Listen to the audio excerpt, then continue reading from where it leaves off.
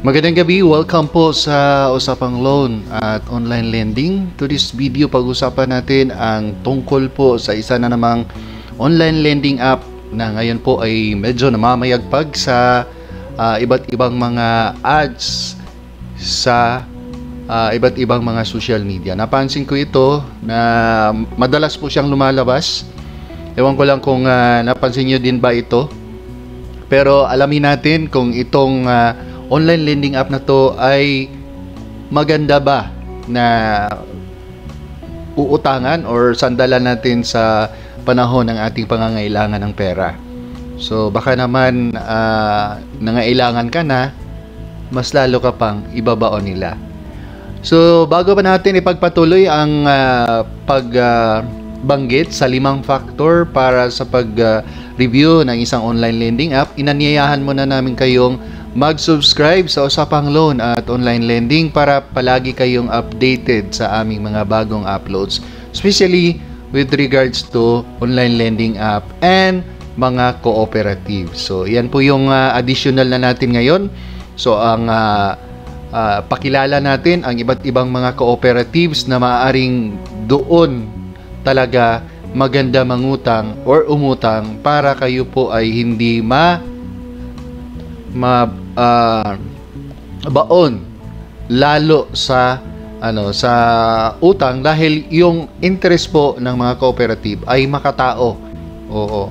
Fair po para sa borrowers. Itong mga online lending app kasi pabor lang para sa kanila. Ang laki po ng processing fee at interest majority po sa mga online lending app. Okay, balik tayo sa 5 factors na kino-consider natin pag tayo po ay nag-review ng isang online lending app. So, again, ito nga ang CashGuard. Alamin natin ngayon kung karapat-dapat ba nating utangan sila o pwede bang masandalan natin sa panahon ng ating pangangailangan. Anyway, ang 5 factors na kailangan nating i-consider, unang-una, dapat rehistrado sa Securities and Exchange Commission. Pangalawa, dapat po ang isang online lending app ay hindi loan shark. Pangatlo, dapat hindi po sila nag-violate ng data privacy at hindi rin po nanghaharas, nananakot, namamiha at nambabanta. Pang-apat, dapat kung anong nakasulat sa kanilang description sa Play Store at iyon ang masusunod. Hindi po misleading yung nakasulat. Tapos iba pala ang mangyayari sa totoong evaluation at calculation ng inyong loan. Pang-5, dapat mayroon pong or majority po sa mga feedbacks at ratings mula po sa mga ex-borrowers ay positibo, hindi po negatibo. Okay, ngayon, consider na natin ang factor number 1. SEC registered ba ang CashGuard? Titingnan natin na listahan ng Securities and Exchange Commission. Puntahan natin ang kanilang website sa sec.gov.ph. So makita natin dito sa number 24 under po sa list of recorded online lending platforms ang CashGuard number 36 po na app. Ito po yun, CashGuard. Pero I think nagbago po sila ng app. Iba na po ngayon ang nakasulat sa kanilang app under po dito. Dapat ang nakalagay dito ay ito sana, Fast Coin Lending Corporation. Pero iba ay Hibay Spartek PH Lending Incorporated. So posible na nagbago po sila ng app. At yung logo po ay I think hindi po siya kagaya noon. So sa kasalukuyan, mayroon na pong more than 1 million total number of downloads itong app na to. Kaya napakarami. Tingnan natin kung ano ang masasabi ng mga nakautang na sa kanila mamaya sa number 5. So 4.6 ang star ratings. Totoo kaya yan? So ngayon, ang hatol natin sa factor number 1 ay rehistrado po sila, although medyo doubt tayo na nagbago sila ng kanilang app sa Play Store. Pero still nasa nasa record pa rin sila or sa listahan ng Securities and Exchange Commission ang CashGuard. So check siya dito sa factor number 1. Factor number 2, ang CashGuard ba ay loan shark or hindi? Pag-alaman natin mula mismo sa ating mga followers dito at subscribers na itong si Coast Guard pala ay isa din sa mga loan shark na online lending app. Pag sinabing loan shark, malaki ang processing fee at mataas po ang interest nila. So pag ganyan po, mag-isip-isip na po kayo, huwag nyo na pong ituloy kung nagplano kayong mangutang dahil sigurado po talaga na ma-outbalance yung inyong finances kapag kayo po ay tuloy-tuloy na uutang dito kay Coast Guard, at kung kayo po ay hindi nagbayad ay maraming mangyayari sa inyo. Pagsisisihan niyo po sa bandang huli. So, sa factor number 2, ang Coast Guard po ay expo siya dito. Kumusta naman po ang factor number 3? Nag-violate ba ng data privacy ang Coast Guard? Based po sa nakuha nating impormasyon, sila po ay gumagamit ng third-party collector. Ano ba yung mga third-party collector? Ang third-party collector ay sila po yung mga naniningil. Separate po yan sila sa company mismo ng app na yon. Hinahire po sila ng ULA para maningil at maningil. So, gagawin po nila lahat ng makakaya nila para po sila ay makasingil. Dahil malaki din po ang bayad, malaki ang komisyon. Kaya, ano ba ang kadalasang ginagawa ng mga ULA collector kapag sila ay naniningil? Yan, gagawin nila itong 4 na mga bagay. Nananakot po sila, nanghaharas po sila, nambabanta po sila at namamaya po sila. Nananakot, walang tigil ang pagtawag, pag-text, at yun, isasama pa ang inyong mga contact list at tatawagan din po nila at tuloy-tuloy po yung panghaharas nila. Then, nambabanta po yan sila kapag hindi kayo magbabayad. Ang inyong pamilya ay parang riding in tandem. May mga, basta ang sagwa ng mga salitang gagamitin nila laban sa inyo. Tapos, ipapahiya kayo. Gagawa sila ng GC. Doon sa GC, ipasok ang mga kaibigan ninyo, ikaw, at ilatag nila yung mga ebidensya na umutang kayo sa kanila at hindi po kayo nagbabayad. Yan po ang gagawin nila sa inyo. Kaya, sa number 3, pag ang isang online lending app ay mayroong ganitong scenario or mayroong ganitong gagawin sa inyo, wag na wag kayong umutang dahil masisira talaga ang magandang reputasyon ninyo sa maliit lang na halaga, maliit na bagay na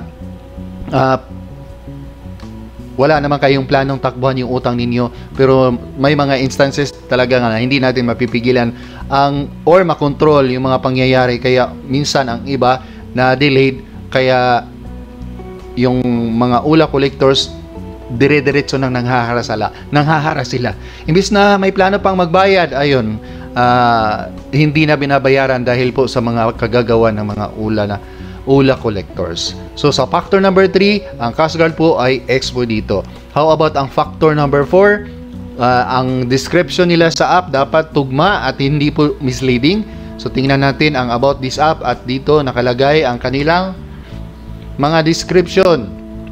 Pwede kayong umutang ng 2,000 hanggang sa 60,000 at babayaran nyo po ito sa loob ng 91 up to 180 days. Sa palagay ninyo, totoo kaya ito? Yes, tama kayo. Nabasa ko yung nasa isip ninyo, hindi po totoo. Dahil yung 91 to 180 days ay hindi po mangyayari yan.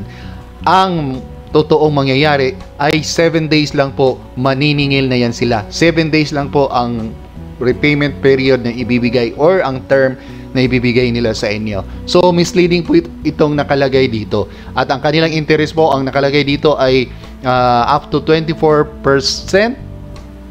o 10%. 10% to, we provide, clear fee explanation with the service fee. Mayroon daw silang up to 10% na service fee and annual interest rate of 24%, na which is hindi rin totoo.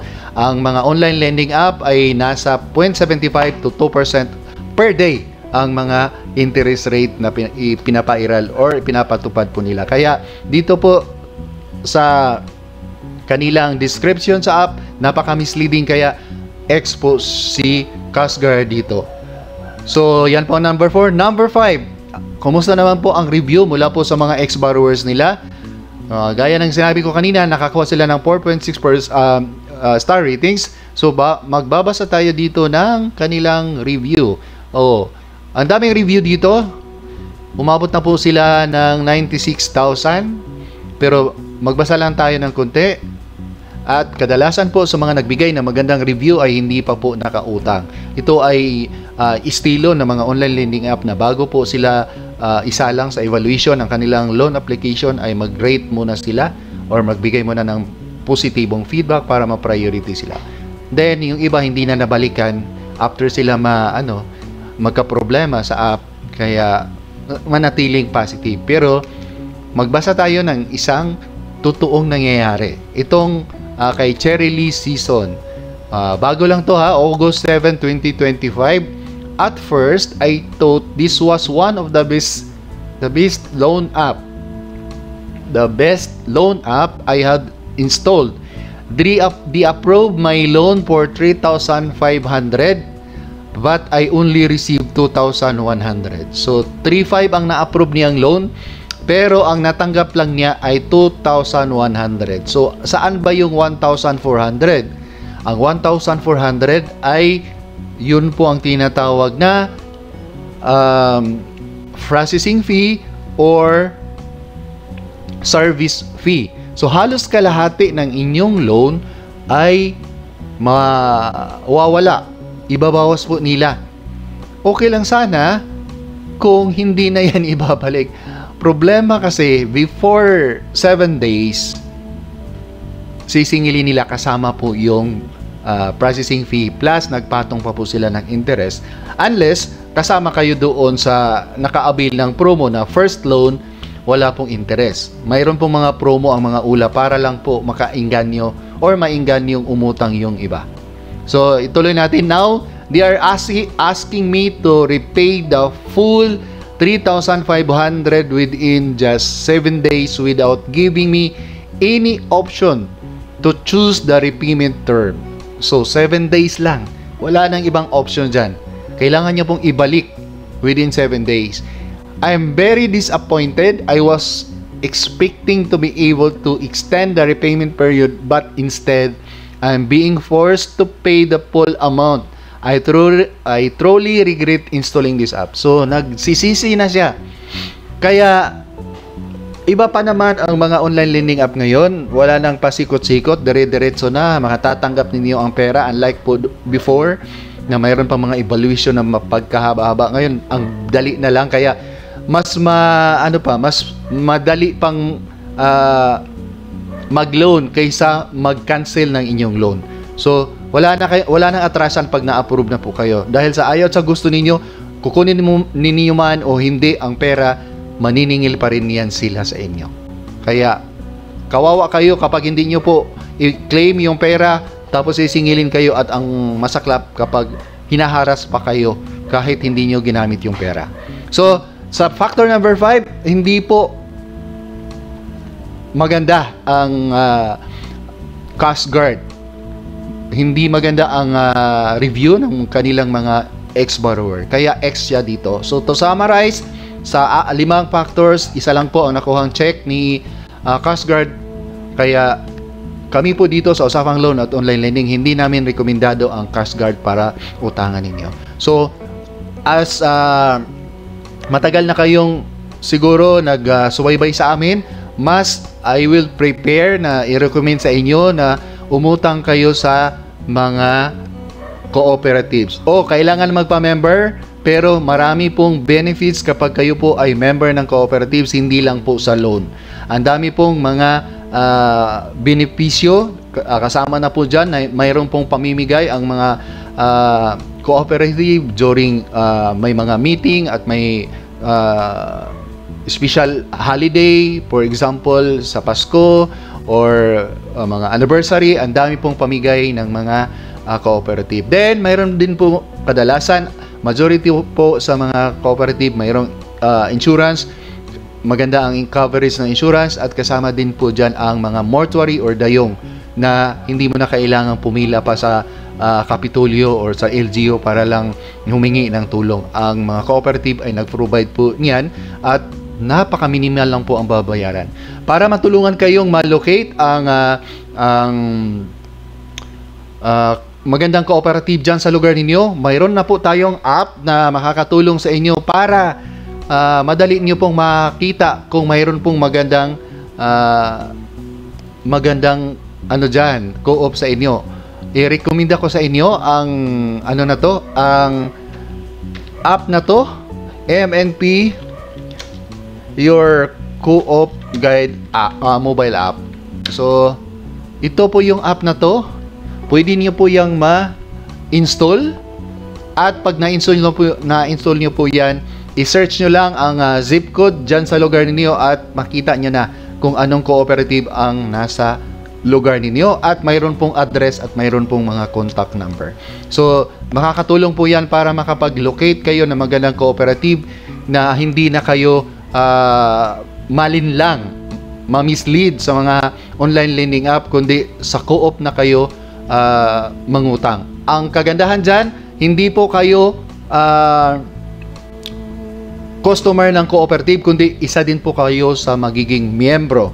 Isa ka din po kayo sa magiging may-ari ng cooperative kapag kayo po ay nagiging member na. So thank you very much. Kung kayo po ay mayroon pong i-request na online lending app na gusto niyo pong gawa ng review, i-comment nyo lang po sa video na ito or sa ibang video namin. Makakaasa po kayong gagawa namin ng review ito. So maraming salamat po. Again, i-download nyo po ang MNP Your Co-op Guide. Makikita nyo po ang mga co-ops sa buong Pilipinas. Hanggang sa muli po, paalam.